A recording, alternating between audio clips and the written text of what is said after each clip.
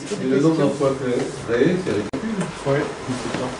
30 000, c'est rien, quoi. C'est 30 000 emplois créés et maintenus. Si on fait plus, c'est mieux. Moi, j'ai la conviction qu'on fera plus. C'est hyper compliqué ces questions de comment tu comptes les créations de destruction d'emplois. Parce que par exemple, si les gens se mettent à construire moins de salles de bain pour faire plus de rénovation thermique, bah, tu as une bascule d'une porte, ça reste des artisans, donc ils bossent. Je veux dire, peut-être que s'il n'y avait pas eu ça, ils n'auraient juste pas bossé, il y aurait une baisse des travaux, et le budget de travaux serait passé de 40 à 34 milliards. En fait, là, c'est bon. C'est compliqué, quoi. Quel est le scénario de référence de destruction d'emplois par la création d'emplois? Enfin, ça reste un sujet compliqué, ces comptabilités des créations de destruction d'emplois.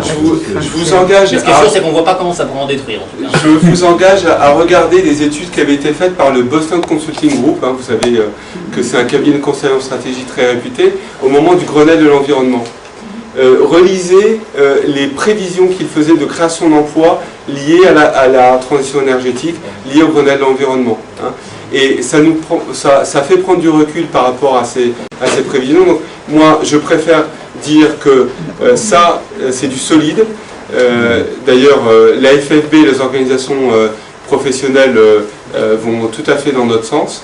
Je préfère dire ça, moi, je garantis, avec le programme que l'on propose, on délivre, et probablement plus. Mais après, je ne veux pas aller faire des prévisions qui n'ont pas de réalité statistique connue, telle aujourd'hui. Non mais c'est pareil sur l'impact sur la balance commerciale, il y a 60 milliards d'achats de pétrole, du fossile, c'est à peu près le déficit de la balance. Oui. L'impact de 1 milliard, c'est... vous voulez, on veut améliorer la balance commerciale, on veut améliorer la balance commerciale, il faut relocaliser, faire en sorte qu'il y ait une vraie filière de performance énergétique en France. Si on continue à importer tous les systèmes, même les isolants à faible valeur ajoutée, la laine de verre produit en dehors de la France, c'est sûr qu'on n'améliorera pas la... Donc à tout point de vue, start-up, concentrer les artisans, comme le rappelait Sébastien, faire en sorte qu'il y ait beaucoup moins d'entreprises spécialisées dans le domaine, mais beaucoup plus concentrées, plus importantes, qui puissent investir plus en formation et en innovation. Voilà, l'enjeu, il est là. J'aimerais comprendre les rapports dans le privé, entre le collectif et l'individuel. Donc, le collectif, il y a quand même des gisements possibles d'économie. Bien sûr. Quel est le rapport à peu près? Il y a une zone grise. Une zone grise qui est compliquée pour tous ceux qui travaillent sur ce sujet-là. La maison individuelle, c'est un segment qui est clair, 15 millions de maisons, on voit à peu près, c'est clair. Après, comme l'a rappelé Sébastien, il y a, dans le collectif, vous avez 14 millions de logements collectifs. Alors, 14 millions, ça inclut le social. À l'intérieur, vous avez les bailleurs privés, donc AXA qui a tout un immeuble de la rue à côté, et puis vous avez les copropriétés, à peu près 7 millions, d'après mes souvenirs, 7 millions de logements. Et là réside le nœud du problème. Et la zone grise que j'évoque, en fait, elle est dans un segment qui est en fait un petit collectif, les moins de 12 logements. Vous allez avoir des maisons de ville dans des petites bourgades, vous allez avoir en zone périurbaine, etc. Vous allez avoir des petits collectifs, des petits immeubles de moins de 12 logements, etc. pour lesquels, en fait, les spécialistes ne savent pas exactement quelle est la meilleure formule. Est-ce qu'il faut des carnets de vie, des passeports rénovation énergie? Est-ce qu'il faut l'audit énergétique imaginé dans le cadre des logements collectifs, plus de 50 lots, etc. Ça, c'est une zone grise qui est difficile à appréhender pour les artisans et pour ceux qui définissent les politiques publiques. Comment pour la réglementation. Pour la réglementation, mais aussi pour les travaux, pour la façon dont on engage les travaux et la décision se fait. En fait, il y a pour être clair, il y a des solutions de travaux, des combinaisons de travaux qui s'appliquent aux maisons individuelles et qui pourraient, en fait, on pense, tout à fait aussi s'appliquer aux petits collectifs. Mais pour revenir sur votre point, pardon, donc quand on a éliminé ce petit collectif, hein, qui est un nombre important et qui est une zone grise, encore une fois, sur la copropriété, on va dire plus de 12 lots, on a un gisement qui existe, bien évidemment, et qui est là. Mais encore une fois, à tout point de vue, là où il faut mettre l'accent, c'est le diffus, le vrai diffus, la maison individuelle, parce que la décision, elle est segmentée, répartie dans 15 millions de foyers, et la difficulté technique, elle est d'industrialiser des travaux qui vont pouvoir se déployer facilement dans tous ces logements. Une question, est-ce que dans vos calculs, vous prenez en compte les énergies qui sont émises pour la réalisation des travaux, et notamment des produits qui sont mis en œuvre, parce que on a quand même des constats, notamment sur les bailleurs sociaux d'ailleurs, de travaux qui ont été faits il y a 20 ans, qui ne sont pas pérennes parce que les panneaux tombent, l'isolation par l'extérieur qui tombe, on refait encore les mêmes types de travaux, c'est-à-dire on réisole par l'extérieur avec des trucs qui sont pas solides et qui n'ont pas de durabilité, c'est-à-dire qu'on engage des travaux qui n'ont pas une durabilité très grande et pour lesquels il y a eu une dépense d'énergie, de la laine de verre, etc., qui est quand même très importante, de l'aluminium, des panneaux d'aluminium, etc., sur lesquels l'énergie produite pour créer ces produits et les énergies est très importante et probablement pas forcément mis en rapport avec les économies de chauffage qui sont réalisées après. Donc, dans nos modèles, on ne tient pas compte de l'énergie grise. Donc, vous avez tout à fait raison. On tape simplement sur le fait, en ayant travaillé évidemment avec les industriels qui sont tous les jours sur ce sujet-là, qu'il y a tendanciellement là aussi une amélioration, un travail qui est fait en parallèle sur le process industriel. Ils ont un intérêt à ça, à diminuer l'énergie grise. Donc on ne l'a pas pris en compte et vous avez raison, c'est un élément important. En revanche, il y a un autre élément tout aussi important qui est la malfaçon. Donc là, je ne veux pas être trop long, mais il y a aussi beaucoup d'études qui montrent que avec des ponts thermiques qui restent après le passage de pose d'isolation, on est à peu près au même niveau de performance énergétique. Donc on a pris en compte la malfaçon et là aussi, il y a un enjeu très fort, mais encore une fois, qui est lié au marché. Aujourd'hui, vous interrogez les professionnels à la FFB et au CAPEB, ils vous disent tous que tout ça c'est bien gentil, mais tant qu'ils ne verront pas le marché se structurer vraiment avec de la visibilité pour eux, pas des annonces de Premier ministre qui ne vaut pour rien, pas des lois de finances qui peuvent changer de... Non, une vraie structuration du marché à long terme. Tant qu'il n'y aura pas ça, eux ne bougeront pas. Ils ne bougeront pas ni sur la formation, ni sur le groupement d'artisans, une idée essentielle pour faire en sorte que les artisans aient des tailles supérieures, et encore moins en innovation et en professionnalisation. Donc on est dans le cercle vicieux. La filière, les industriels n'investissent pas, les artisans ne se forment pas, ne se professionnalisent pas, du coup les prestations ne sont pas de qualité, tout ce qu'évoquait, le constat qu'évoquait Sébastien, et on tourne en rond. Il y a quand même un pari qui est fait aujourd'hui d'orienter vers le qualitatif, et il y a quand même un point qu'on n'a pas précisé, mais donc là aujourd'hui il y a une politique qui est de dire que les aides d'État ne seront attribuées aux gens qui ont un minimum de critères de qualité. Alors c'est pas suffisant, il faut probablement en faire beaucoup mieux pour bien poser. En tout cas, il y a quand même une volonté de pousser les travaux vers le qualitatif. Absolument. Des propositions que nous avions faites il y a 8 mois, ça fait partie des propositions qui ont été retenues. Nous ne sommes pas les seuls à l'avoir fait, mais d'autres, effectivement. Oui. En Suède et en Allemagne, ils ont réussi à faire ça, donc pourquoi est-ce qu'on ne s'est pas copié et faire aussi bien?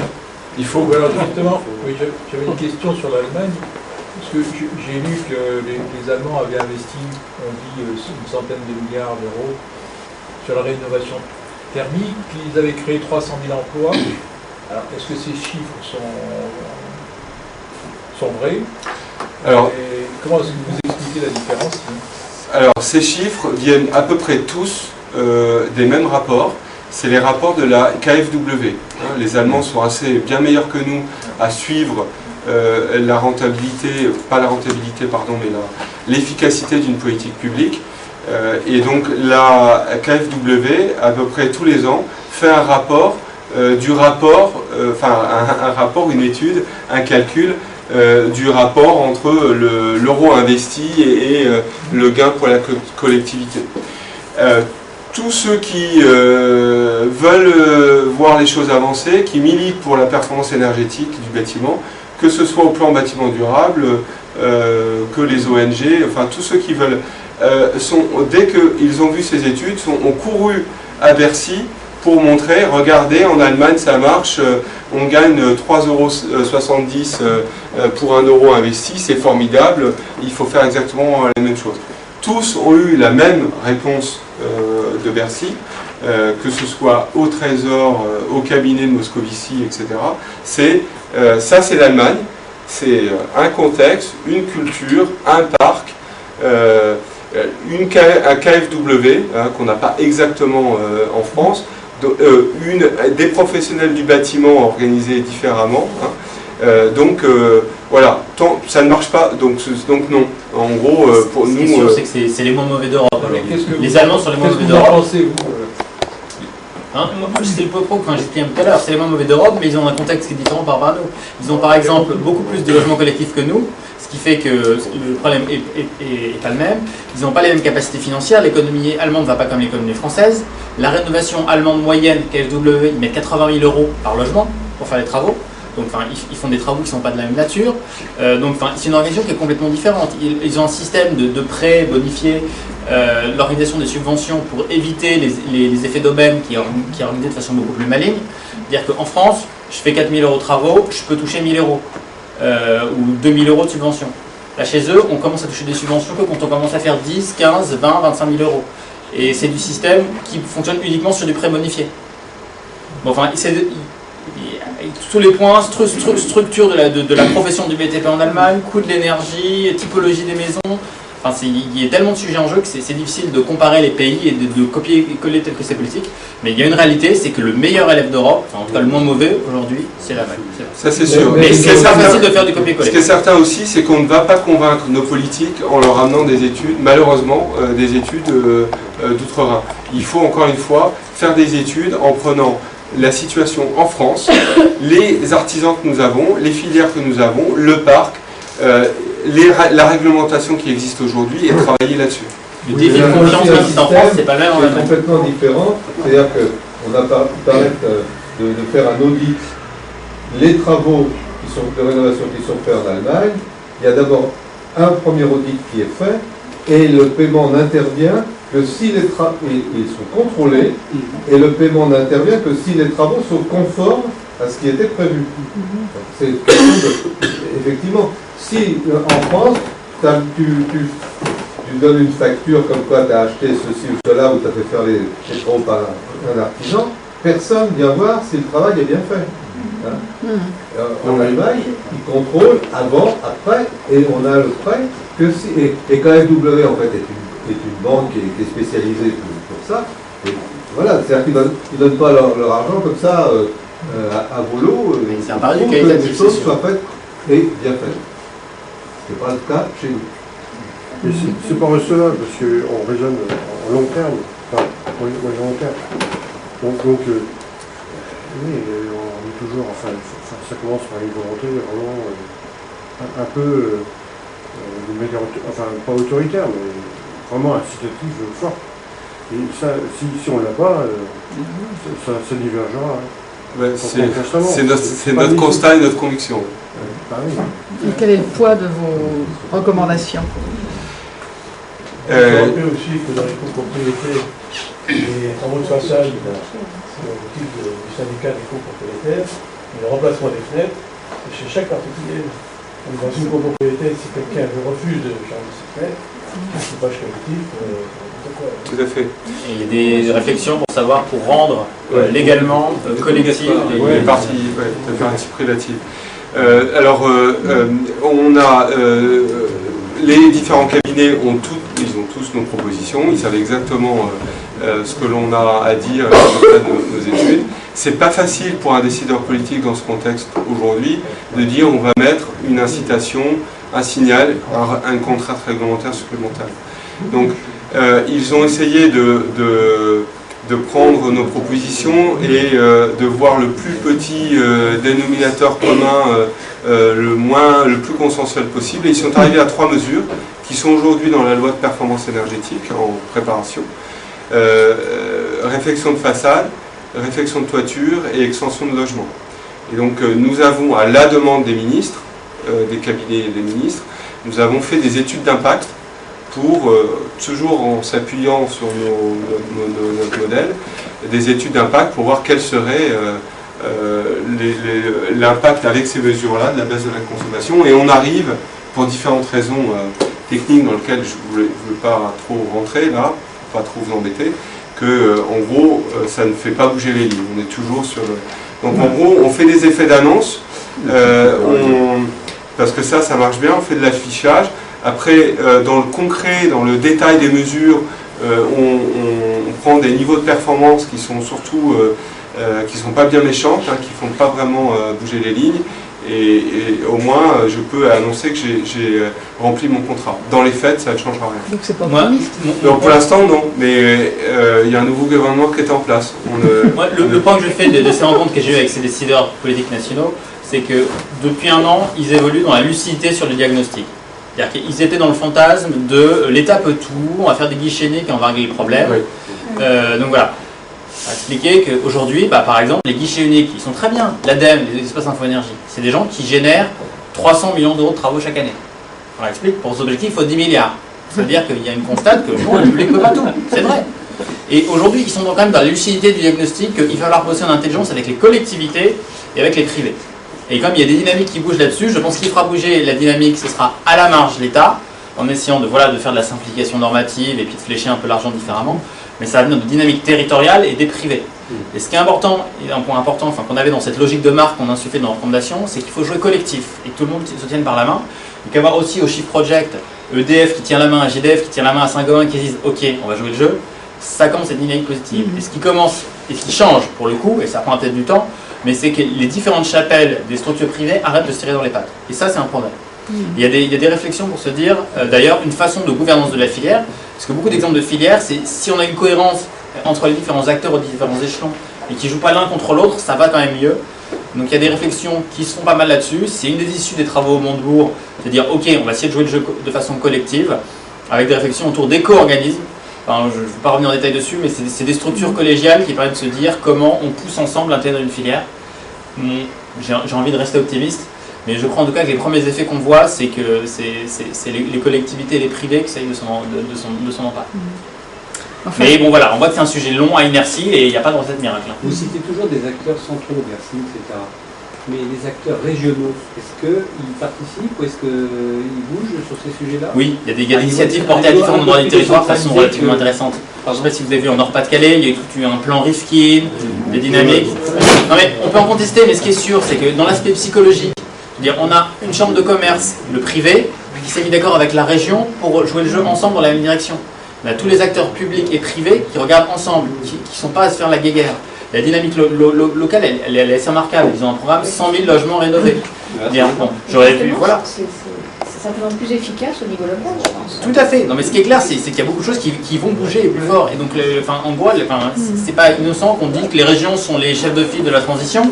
Il y a beaucoup de choses qui vont venir des territoires. Il y a plein d'expérimentations territoriales. Mais aujourd'hui, il n'y avait pas de coordination et de partage des bonnes pratiques interrégionales. Donc là, il y a aussi une case légitime de l'État là-dessus. Mais c'est clair qu'il y a beaucoup d'initiatives qui sont de gens qui font bien et qui vont bien dans le les carnets de santé dont vous parlez, il faudra que ce soit un acte volontaire de l'État. Enfin, il faut que ce soit...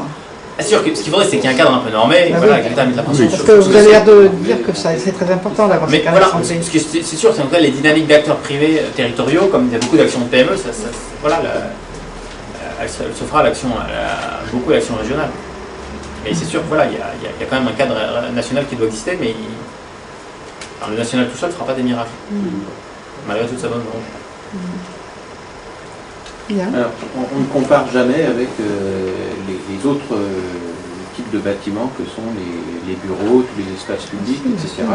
C'est pas notre sujet.